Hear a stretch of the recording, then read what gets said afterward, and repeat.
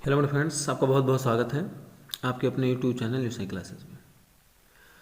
आपके बहुत सारे कमेंट आ रहे हैं कि सर क्लास 11th की बालाजी पब्लिकेशन की बुक से 19 चैप्टर पढ़ा दिया जाए। तो आज मैं उसकी श्रृंखला में स्टार्ट कर रहा हूँ उसको। इस चैप्टर का नाम है त्रिविमी ज्यामिति का परिचय, और ये जो है आपको क्लास 12th में भी मिलेगा। तो आइए देर न करते हुए देखते हैं, और वीडियो को जो है लाइक ज़रूर कर दीजिएगा, शेयर कर दीजिएगा, और ज़्यादा से ज़्यादा शेयर कीजिए कि सभी को मिलता रहे। और एक बहुत नई सूचना है आपके लिए कि हम लोग 10 फरवरी से स्टार्ट कर रहे हैं क्लास 12th की मैथ बालाजी पब्लिकेशन की बुक से। तो आप लोगों को कहीं और अन्य चैनल पर जाने की आवश्यकता नहीं है। यहाँ पर आपको रेगुलर बैच जो है मिलता रहेगा शाम को 6 बजे। 6 से 7 हो सकता है, 8 भी हो सकता है, और वो सब सारे जो है बैच लाइव बैच होंगे। चलिए आइए स्टार्ट करते हैं। इसको पढ़ने से पहले थोड़ा सा हमें जानना पड़ेगा, क्योंकि आपने अभी तक 2D पढ़ा है, यानी कि 2 डायमेंशन, 2 अच्छी आपने चीज़ों को पढ़ा है। तो यहाँ पर स्टार्ट करते हैं। ये देखिए एक फिगर मैंने बना दिया है पहले से ही। ये त्रिविमी आकार है इसका। अभी तक 2 अक्ष पढ़े हैं आपने, एक्स वाई पढ़ा है। यहाँ पर देखिए ये जेड अक्ष है, और ये आपका वाई अक्ष है, और यहाँ पर देखिए ये आपका एक्स अक्ष है। ये 3 अक्ष आपके हैं, ये 3 अक्ष हैं। यहाँ पर मूल बिंदु उसी प्रकार से है, ओ जैसे रहता था। तो यहाँ पर आपके 3 समतल भी बन रहे हैं। एक बन रहा है आपका एक्स ओ वाई बन रहा है, एक्स ओ वाई समतल बन रहा है। दूसरा बन रहा है वाई ओ जेड समतल बन रहा है। तीसरा आपका बन रहा है जेड ओ एक्स बन रहा है। तो ये आपके समतल बन रहे हैं, जिन्हें क्रमशः हम एक्स वाई और वाई जेड और जेड एक्स समतल के नाम से जानते हैं। अब यहाँ पर इन चीज़ों को देखना है, और उसमें आपके फलक कितने, आपके जो हैं चतुर्थांश कितने बन रहे हैं। इसमें 4 चतुर्थांश बनेंगे प्रत्येक के चतुर्थ। इसमें एक्स वाई समतल को 4 भागों में बांटता है। द्विविमीय ज्यामिति में 2 परस्पर लंब रेखाएं होती थी, ये 4 भागों में चतुर्थांश बांटते हैं, तो ये क्या कहलाते हैं? चतुर्थांश कहलाते हैं। जबकि त्रिविमीय ज्यामिति में 3 परस्पर लंब रेखाएं अंतरिक्ष को 8 भागों में बांटती थी। 2 अक्ष जब थे तो उसमें 4 भागों में बांटा जाता था। एक्स अक्ष और वाई अक्ष के 2-2 भाग होते थे, लेकिन यहाँ पर क्या होगा, इनके 8 भाग होंगे, जिन्हें हम अष्टांश कहेंगे। अब देखिए इसमें क्या है, इसमें बहुत इजी वे से मैं समझा रहा हूँ, इसमें फिगर की ज़्यादा ज़रूरत नहीं है। यहाँ पर देख लीजिए, यहाँ पर मैंने इसके 8 पॉइंट लिख दिए हैं। जैसे एक्स ओ वाई जेड है, ये अक्षांश, मतलब इसका चतुर्थांश या अष्टांश बनेगा। ये जो है आपका x dash o y z है, मतलब कि ये 8 मैंने यहाँ पर लिख दिया है। अब यहाँ पर देखिए प्लस माइनस कैसे ध्यान देंगे, जहाँ पर डैश नहीं होगा, जिस पर डैश नहीं लगा होगा, जैसे एक्स पर डैश लगा है वो माइनस का कर देंगे, वाई पर डैश लगा उसको माइनस का कर देंगे। यहाँ पर देखिए इसमें किसी पर डैश नहीं लगा है, वो बिंदु है मूल, उससे कोई ज़्यादा मतलब नहीं है। यहाँ पर एक्स वाई जेड है, तो यहाँ पर तीनों जो है आपके डैश में नहीं है, इसलिए प्लस लगा है। यहाँ पर देखिए वाई डैश में है, तो ये आपका माइनस का हो गया। अब यहाँ पर देखिए ये आपका डैश में है, तो क्या हो जाएगा? माइनस का हो जाएगा। और एक्स वाई, पहला एक्स रहेगा, दूसरा वाई रहेगा, और तीसरा जेड रहेगा। ये आपको ध्यान रखना है।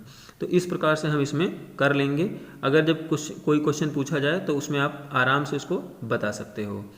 इसमें क्या हो सकता है, ओ पहले भी लिखा जा सकता है, और ये सभी चीज़ें बाद में लिखी जा सकती हैं, लेकिन पहला पॉइंट जो होगा वो आपका एक्स होगा, दूसरा पॉइंट जो होगा वो वाई होगा, और तीसरा पॉइंट जेड होगा। तो आइए अपने क्वेश्चन को ले लेते हैं। हमारा पहला क्वेश्चन लेते हैं। हमारा पहला क्वेश्चन क्या है 19.1 का, कि उन अष्टांशों के नाम आपको लिखना है जिनमें निम्नलिखित बिंदु जो हैं स्थित हैं। तो यहाँ पर अगर हम देखें उसी प्रकार से जैसे हमने बनाया है, जैसा अभी मैंने आपको समझाया है, उस प्रकार से अगर करेंगे तो ओ हमें पहले लिखना पड़ेगा। अब देखिए एक्स जो है आपका धनात्मक है, इसलिए एक्स रहेगा, और यहाँ पर ये जो वाई जो है आपका ऋणात्मक है, तो ये डैश हो जाएगा, और यहाँ पर ये भी माइनस का है, तो ये भी आपका डैश हो जाएगा, यानी कि ये इस अक्ष पर स्थित है। यहाँ पर देखिए बहुत आसान तरीका मैं बता रहा हूँ। वो आपको लिखना है, माइनस का 4 है यानी कि एक्स डैश है, और माइनस का 5 है तो वो वाई डैश है, और माइनस का 6 है तो जेड डैश है। इस अक्ष पर वो स्थित है, अष्टांश पर। फिर यहाँ पर 4 2 3 है, तो यहाँ पर ओ हो जाएगा, और 4 का जो है पॉजिटिव है तो एक्स, और 2 जो पॉजिटिव है तो वाई, और जेड माइनस का है तो जेड डैश हो जाएगा। अगले क्वेश्चन की तरफ चलते हैं। हमारा अगला क्वेश्चन है कि बिंदुओं एक्स वाई जेड की 3 निर्देशांक समतलों से लंबवत दूरियां आपको ज्ञात करनी है। लंबवत दूरियां आपको ज्ञात करनी है। तो लंबवत दूरियों के लिए हमें क्या करना होगा, देखिए जो लंबवत दूरियां होती हैं, जैसे एक्स वाई जेड की 3 निर्देशांक समतलों से लंबवत दूरियां देखनी है। अगर हमें एक्स वाई समतल पर देखना होगा, अभी मैंने फिगर यहाँ पर ड्रा किया था, यहाँ पर देखिए यहाँ पर 3 समतल हैं। अगर हम एक्स वाई समतल को लें, एक्स वाई समतल, तो एक्स वाई समतल में आप देखिए क्या क्या चीज़ें हैं, एक्स है और वाई है। एक्स वाई समतल में क्या है, एक्स और वाई है। तो यहाँ से दूरी क्या हो, जो चीज़ नहीं होगी, जैसे एक्स वाई की 3 निर्देशांक समतलों से लंबवत दूरी आपको ज्ञात करनी है। तो यहाँ पर क्या नहीं है आपका, यहाँ पर आपके पास जेड नहीं है एक्स वाई समतल में। पहले हम एक्स वाई समतल की बात करते हैं, एक्स वाई समतल तीनों की अलग अलग बात करते हैं। तो एक्स वाई समतल में जब ये चीज़ नहीं है तो आपकी दूरी माड में जेड हो जाएगी। इसी प्रकार से वाई जेड समतल लेंगे, वाई जेड समतल लेंगे, तो यहाँ पर देखिए वाई जेड है, जो चीज़ नहीं है, एक्स नहीं है, तो वो माड ऑफ एक्स हो जाएगा। फिर उसके बाद आपको लेना है जेड एक्स समतल। जेड एक्स समतल जब आपने लिया तो वहाँ पर क्या नहीं है, वाई नहीं है, तो उसकी दूरी मॉड वाई हो जाएगी। ये आपका आंसर हो जाएगा। अगले क्वेश्चन को देखते हैं। अगला क्वेश्चन है कि एक बिंदु एक्स अक्ष पर स्थित है, इसके वाई तथा जेड के निर्देशांकों के मान ज्ञात करने हैं। मान आपको ज्ञात करने हैं एक्स वाई जेड के। तो यहाँ पर देखिए क्या करेंगे, ये क्वेश्चन भी बहुत हम लोग आसानी से इसको सॉल्व करेंगे। अब देखिए यहाँ पर एक्स अक्ष पर स्थित है, तो इसके वाई तथा जेड के निर्देशांक, एक्स अक्ष पर है तो आपका जो है एक्स का जो मान जो है वो 0 नहीं होगा, और इसके वाई तथा जेड के निर्देशांक क्या हो जाएंगे। अगर हम एक्स अक्ष को एक्स ही मान लें तो एक्स कामा वाई, एक्स पर स्थित है एक्स अक्ष पर, तो वाई और जेड के मान क्या हो जाएंगे, वो आपके 0 हो जाएंगे। ये आपका आंसर हो जाएगा। ये सब 1 नंबर के क्वेश्चन आपके आ सकते हैं, और ये कंपटीशन में भी आपके क्वेश्चन पूछे जा सकते हैं, क्योंकि क्वेश्चन जो है बहुत ही ज़्यादा इम्पॉर्टेंट है। त्रिविम ज्यामिति वैसे भी इम्पॉर्टेंट होता है। अगले क्वेश्चन को लेते हैं। हमारा अगला क्वेश्चन देखते हैं क्या है। हमारा अगला क्वेश्चन है कि यदि कोई बिंदु एक्स वाई समतल में स्थित है तो उसका जेड का निर्देशांक क्या होगा। जेड का निर्देशांक क्या होगा, वो किस समतल पर है, एक्स वाई समतल पर है। एक्स वाई समतल में है तो इसमें क्या चीज़ नहीं है, जेड नहीं है, तो जेड के निर्देशांक क्या हो जाएंगे, वो 0 हो जाएंगे।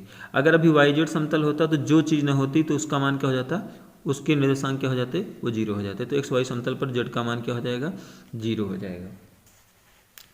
अगला क्वेश्चन है कि एक्स वाई समतल, वाई जेड समतल तथा जेड एक्स समतल में बिंदुओं अल्फा बीटा गामा का प्रतिबिंब आपको ज्ञात करना है। तो अल्फा बीटा गामा का प्रतिबिंब आपको ज्ञात करने के लिए आप क्या करेंगे, यहाँ पर ये क्वेश्चन जो है थोड़ा सा आपको अच्छी तरह समझने की आवश्यकता है। इसमें फिगरेटिकल भी हम लोग समझ सकते हैं इसको।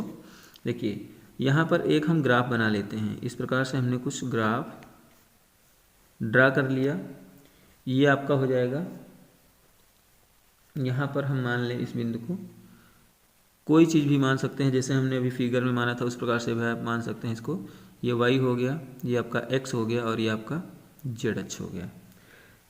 अब यहाँ पर एक बिंदु, यहाँ पर आप मान लीजिए पी आपका एक बिंदु है, और वो बिंदु है अल्फा बीटा और गामा, और यहाँ पर एक बिंदु हम मान लेते हैं। अब अगर जैसे हम एक्स वाई समतल की बात करें, एक्स वाई समतल की हम बात करें, तो एक्स वाई समतल जो है आपका क्या होगा, अभी हमने बताया था आपको कि एक्स वाई समतल जो है उसको हम क्या बोलते हैं, एक्स ओ वाई को बोलते हैं। जैसे एक्स यहाँ पर ओ है तो एक्स ओ वाई जो है ये क्या हो जाएगा, ये आपका एक्स वाई समतल होगा। तो यहाँ पर अगर एक्स वाई समतल की हम बात करेंगे तो यहाँ पर आपका प्रतिबिंब कैसा बनेगा।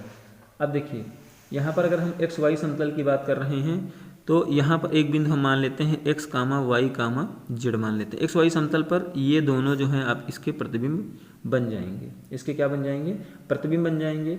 यानी कि ये दोनों एक दूसरे के क्या हो जाएंगे, समांतर हो जाएंगे। X y z, x y और अल्फ़ा बीटा जो है समांतर हो जाएंगे। और असमांतर कौन होगा, ये गामा जो है आपका असमांतर हो जाएगा। तो यहाँ से गामा का मान क्या हो जाएगा, ऋणात्मक हो जाएगा। यानी कि ये बिंदु आ जाएंगे x comma y comma minus का गामा एक्स वाई समतल पर। इसी प्रकार से अगर वाई जेड समतल लें, वाई जेड समतल लेंगे तो वहाँ पर भी कुछ इसी प्रकार से होगा कि वहाँ पर जो चीज़ नहीं होगी वो ऋणात्मक हो जाएगी। जैसे वाई जेड है तो यहाँ पर अल्फ़ा का मान आपका ऋणात्मक हो जाएगा। और अगर हम जेड एक्स समतल ले लेंगे, जेड एक्स समतल लेंगे, जेड एक्स समतल ले लें तो वहाँ पर आपका देखिए क्या होगा, जेड एक्स समतल लेंगे अगर तो वहाँ पर आपके पास क्या नहीं है, वाई नहीं है, तो वो आपका ऋणात्मक हो जाएगा। तो माइनस का बीटा और गामा, इस प्रकार से ये आपका हो जाएगा। क्योंकि जो चीज़ें होंगी अगर उन, जैसे एक्स वाई ले लिया हमने, यहाँ पर अल्फ़ा बीटा है, एक्स वाई समतल है तो एक्स वाई के समांतर अल्फ़ा बीटा हो जाएगा, और जो चीज़ नहीं है वो उसके असमांतर हो जाएगी और वो ऋणात्मक हो जाएगी। ये क्वेश्चन आपका कंप्लीट हो गया। अब हम चलेंगे अगले क्वेश्चन की तरफ। अगला क्वेश्चन है क्वेश्चन नंबर 6। क्वेश्चन नंबर 6 को देखते हैं। ये क्वेश्चन भी आपका अच्छा क्वेश्चन है। यहाँ पर भी हम लोग क्वेश्चन को थोड़ा सा फिगरेटिकल समझने का कोशिश करेंगे। देखिए, अगर आप फिगरेटिकल समझ रहे हैं तो फिगर आपको जो है मैं बार बार नहीं बना रहा हूँ, फिगर आपका यही फिगर आपका हम ले रहे हैं। ये फिगर हमने ले लिया है। अब यहाँ पर एक बिंदु हमने क्या बना लिया है, ये इसी प्रकार से आपको फिगर ड्रा करनी है। तो यहाँ पर हमने एक बिंदु मान लिया है P। क्या मान लिया है, एक बिंदु हमने P मान लिया है। इस बिंदु को मान लिया हमने P1 कामा -2 कामा -5। निर्देशांक समतलों पर डाले गए लंब की लंबाई आपको ज्ञात करनी है। तो यहाँ पर हम क्या करें, P हमने मान लिया है एक्स वाई और Z का एक्स वाई समतल पर, एक्स वाई समतल पर डाले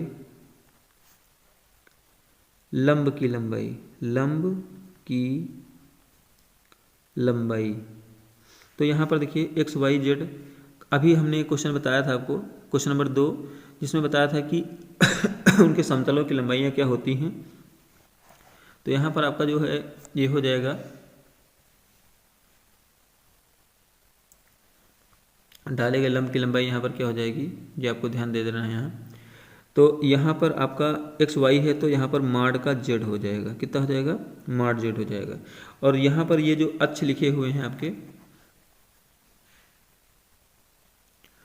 अब देखिए यहाँ पर माड जेड हो जाएगा। और यहाँ पर जो है ये एक्स वाई और जेड अक्ष के ही बिंदु लिखे हुए हैं। तो यहाँ पर जब लंबाई जो हमारी होगी वो क्या हो जाएगी, जेड का है -5, तो ये आपकी डिस्टेंस कितनी आ जाएगी, ये आपका 5 आ जाएगा। अब यहाँ पर फिर क्या करेंगे, फिर हमें लेना है बिंदु वही एक्स वाई और जेड। अब इसका समतल हम ले लेते हैं वाई जेड समतल ले लेते हैं। वाई जेड समतल पर डाले गए लंब की लंबाई आपकी हो जाएगी, ये आपका x हो जाएगा माड का। तो माड x का मान कितना दिया गया है, 1, तो इसकी वैल्यू कितनी आ जाएगी, 1 आ जाएगी। और इसी प्रकार से हम आप ले लेंगे एक्स वाई जेड का जेड एक्स समतल पर, जेड एक्स समतल पर लंब की लंबाई ले लेंगे तो वो आपकी हो जाएगी। अब यहाँ पर देखिए क्या नहीं है, y नहीं है, तो माड y हो जाएगा। अब y जब करेंगे तो y का मान है -2, तो कितना आ जाएगा, 2 आ जाएगा। तो इस प्रकार से आपके बिंदु जो आ जाएंगे लंब की लंबाई के, जो ये सूत्र वो आंसर जो हो जाएंगे आपके 5, 1 और 2 आंसर हो जाएगा। 5 हो जाएगा, 1 हो जाएगा और 2, यानी कि एक्स वाई समतल पर 5 आया और वाई जेड पर 1 आया और जेड एक्स पर आपका 2 आ जाएगा। अगले क्वेश्चन को लेते हैं। क्वेश्चन नंबर 7 है। बिंदु दिया गया है 3, 0, -1 व -2, 5, 4 से होकर जाते हुए समतल निर्देशांक समतलों के समांतर खींची गई इस प्रकार बने खष्टफलक की कोरों की लंबाइयाँ आपको ज्ञात करनी है। ये क्वेश्चन थोड़ा सा आपको ज़्यादा टिपिकल लग सकता है, क्योंकि यहाँ पर फिगर आपको बनाना पड़ेगा। तो यहाँ पर देखिए फिगर हम बना रहे हैं, या एक फिगर जो दिया गया था उसी फिगर को हम लोग समझ लेते हैं। तो यहाँ से देखिए, जैसे ये फिगर आपको दिया गया है, ये फिगर आपको दिया गया है। चलिए एक फिगर इसका ड्रा ही कर लेते हैं। इस फिगर को हम देखिए कैसे करेंगे। फिगर बनाना थोड़ा क्रिटिकल वर्क रहता है। आइए देखते हैं, इसको करते हैं। यहाँ पर क्या करते हैं, एक हम लोग ऐसे रफ वर्क में हम लोग बना लेंगे इसे। यहाँ इस प्रकार का कुछ फिगर ड्रा करेंगे हम।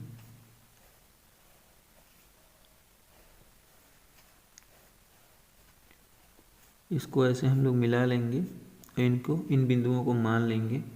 ये आप बिंदु मान लीजिए, इसको P मान लिया, इसको हमने A मान लिया है, और इसको हम मान लेंगे B, ये आपका हो जाएगा C, ये आपका Q, फिर ये आपका D हो जाएगा, और ये बिंदु आपका E होगा, और ये बिंदु आपका F बिंदु हो जाएगा। इस प्रकार से हमने इन बिंदुओं को मान लिया है, और ये आपका Z अक्ष है, और ये आपका Y अक्ष है, और ये आपका X अक्ष है। इस प्रकार से हमने बिंदुओं को माना है। अब यहाँ पर देखिए क्या करना है। P के निर्देशांक हम मान लेते हैं कि 3,0-1 है, और उसके बाद वो जो बिंदु है उसको हम Q मानते हैं -2,5,4 मान लेते हैं। अब क्या करेंगे हम, अब हमें लिखना होगा कि PE जो है समांतर समतलों समांतर समतलों ABCP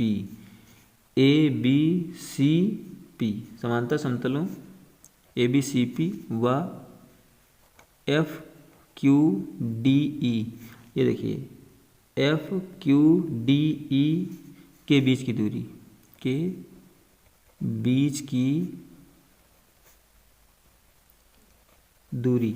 तो यहाँ पर देखिए क्या हो जाएगा, ये यहाँ पर जब बीच की दूरी निकालेंगे तो देखिए यहाँ पर क्या है, इसकी बीच की दूरी में ये यहाँ पर हम किस अक्ष पर ले रहे हैं ये हमें देखना है। ये अक्ष जो हमारा है ये Z अक्ष की अगर बात करें, Z अक्ष पर जा रहे हैं तो 4 ये हो जाएगा मॉड में 4, और उसके बाद में आपका क्या हो जाएगा -1। तो यहाँ पर बीच की दूरी में माइनस रहता है तो माइनस माइनस प्लस हो जाएगा। तो यहाँ पर मॉड ऑफ 5 आएगा, तो इसका मान क्या हो जाएगा 5 हो जाएगा।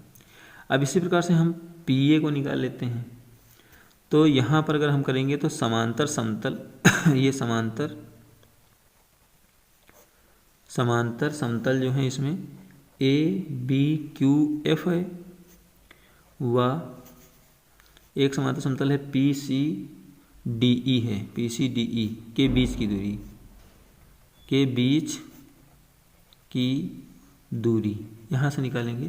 तो यहाँ पर आपका हो जाएगा, यहाँ पर आपका X अक्ष की बात होगी, तो यहाँ पर आपका -2 और ये -3 मीन्स माइनस मॉड में -5 मतलब 5 हो गया। ये आपकी दूरियां निकल गई। अब समांतर खष्टफलकों के कोरों की लंबाई आपको ज्ञात करनी है। कोरों की लंबाई ज्ञात करेंगे तो यहाँ पर क्या हो जाएगा, सबकी अलग अलग देखते हैं। तो 3 माइनस यहाँ पर जोड़ेंगे तो 3 माइनस माइनस माइनस प्लस 3 2 5 हो जाएगा। मार्ट हटा देते हैं। फिर यहाँ से जब आप करोगे तो ये आपका दूसरा बिंदु और माइनस का 5, तो ये आपका हो जाएगा, ये भी आपका प्लस का 5 हो जाएगा। और अगला निकालेंगे तो वो आपका हो जाएगा -1 और ये माइनस का 4, यानी कि ये भी आपका 5 हो जाएगा। यानी कि आपके 5 5 5 ये आपके जो है क्या आ जाएंगे यही जो है आपके कोरों की लंबाइयाँ हो जाएंगी। ये आपका आंसर हो जाएगा। अगला क्वेश्चन देखते हैं। एक घन जिसकी भुजा की लंबाई 3 इकाई है का शीर्ष बिंदु 1,1 है तथा इस शीर्ष से जाने वाली 3 कोरें क्रमशः x अक्ष की धनात्मक तथा y व z अक्षों की ऋणात्मक दिशाओं के समांतर हैं। धन के अन्य शीर्षों के निर्देशांक ज्ञात। घन के अन्य शीर्षों के निर्देशांक ज्ञात करने हैं। तो यहाँ पर जो x अक्ष जो है आपका x अक्ष वो आपका पॉजिटिव है, और y और z अक्ष जो हैं ये आपके निगेटिव हैं। ये हो गया। अब यहाँ पर आपको क्या करना है, फिर यहाँ से अगर हम देखें तो कह रहा कि भुजाओं की लंबाइयाँ 3 इकाई हैं। तो यहाँ पर अगर हम अलग अलग सभी को निकालें, एक्स अक्ष की बात करें, पहले हम बात कर रहे हैं एक्स अक्ष को लिख रहे हैं पहले, यहाँ पर वाई अक्ष कर दिया और फिर जेड अक्ष कर दिया, जेड अक्ष कर दिया यहाँ। अब देखिए एक्स अक्ष की अगर हम बात करेंगे तो एक तो आपका बिंदु, इन्हीं बिंदुओं को मान लेंगे, तो एक बिंदु आपका 1 हो गया और एक बिंदु आपका हो जाएगा 1 और ये पॉजिटिव है और इसमें कितनी है लंबाई भुजा की 3 है, तो ये आपका 3 हो जाएगा।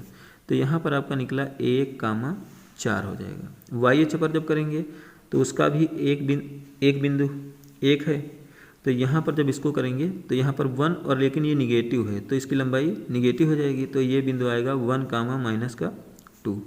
जेड अक्ष पर भी 1 1 ही है तो 1 हो गया और इसमें भी निगेटिव ही करना है तो -3, तो कितना हो जाएगा 1,-2। ये बिंदु आपके हुए। अब यहाँ से जो है पॉसिबिलिटी देखेंगे कि कितने बिंदु इससे बनाए जा सकते हैं। तो यहाँ पर पहला बिंदु तो आपका 1 1 1 ही हो जाएगा, उसके बाद आपको 7 बिंदु और निकालने हैं इसके। तो अब जब अलग बिंदु निकालेंगे तो कितना हो जाएगा, यहाँ पर आपके बिंदु कुछ इस प्रकार से बनेंगे, यहाँ पर 1 1 ले लें और अगला बिंदु जो है आप -2 ले लीजिए। फिर उसके बाद क्या करें, 1 ले लें, -2 ले लें और 1 कर लें, मतलब इन्हीं से आपको बिंदु बनाने हैं जितनी संभावनाएं हों। फिर उसके बाद 1 होगा, -2 हो जाए। फिर अगला आपका हो सकता है, यहाँ पर 4 भी है तो 4,1,1 हो जाए। फिर 4,1,-2, फिर 4,-2,1, फिर यहाँ पर 4,-2,-2। ये बिंदु आपके संभावनाएं इसकी हैं और यही बिंदु आपके हो जाएंगे। अगला क्वेश्चन लेते हैं हम। हमारा अगला क्वेश्चन देखिए, ये क्वेश्चन है क्वेश्चन नंबर 7। तो इसमें दिया गया कि बिंदुओं 1 2 5 और -1, -1 से होकर जाते हुए समतल निर्देशांक समतलों के समांतर खींचे गए हैं। इस प्रकार बने आयताकार समांतर खष्टफलक के विकर्ण की लंबाई आपको ज्ञात करनी है। तो यहाँ पर अभी जो हमने क्वेश्चन नंबर 7 बताया है उसी के हिसाब से ये क्वेश्चन है। यहाँ पर समझने के लिए आपको क्वेश्चन नंबर 7 को फिगर को आपको देखना पड़ेगा, वहाँ पर जाकर फिगर को देखिएगा तो हम लोग इस क्वेश्चन को कर पाएंगे। तो यहाँ पर अगर हम 2 बिंदु हमने मान लिया है तो PE की बात करें तो PE में आपका जो समतल बन रहा है वो समतल कौन कौन सा है, यहाँ पर हम लिख दे रहे हैं। समतल आपका बन रहा है ABCP और दूसरा बन रहा है FQDE। सवाल 7 से चित्र वहाँ से आपको देखना है। अब ये बन जाएगा समतल, इनके बीच की दूरी आपको लेनी है तो आपका क्या हो जाएगा, इनके बीच की दूरी को लेना है तो -1 और -5 हो जाएगा। ये देखिए -1, ये माइनस का हो जाएगा तो टोटल आपका बनेगा -6 और ये आपका हो जाएगा 6। अब PE हो गया। अब फिर PA करेंगे तो PA जब करेंगे तो कितना हो जाएगा, ये आपका -1, ये भी -1 हो जाएगा। तो यहाँ पर आपका -2 मीन्स 2। और ये समतल आपका कौन सा है, समतल आपका है ABQF और PCDE इस समतल की बात है। फिर उसके बाद इसमें ये जो चीज़ें आपकी आ गई हैं, उसके बाद समांतर खष्टफलकों की कोरों की लंबाई निकालनी है। समांतर खष्टफलकों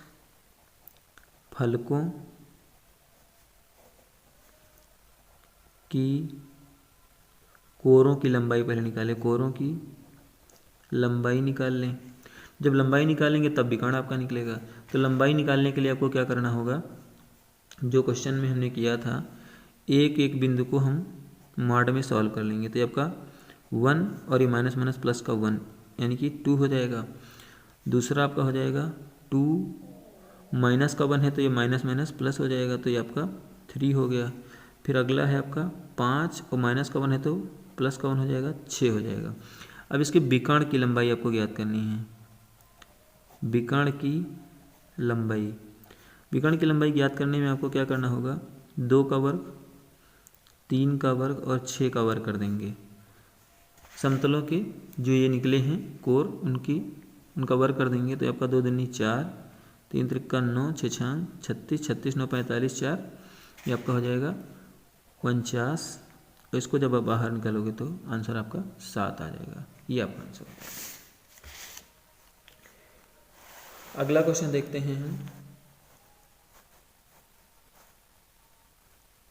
अगला क्वेश्चन है कि बिंदु -1, -3, -4 की XYZ अक्षों से दूरियां ज्ञात करनी हैं। तो XY की बात करें, XY समतल पर दूरी की अगर बात करें तो यहाँ पर आपका हो जाएगा, अगर यहाँ पर 1 की बात करते हैं, x अक्ष से दूरी की बात करते हैं, x अक्ष से दूरी की बात करेंगे तो यहाँ पर y² + z² आपका हो जाएगा।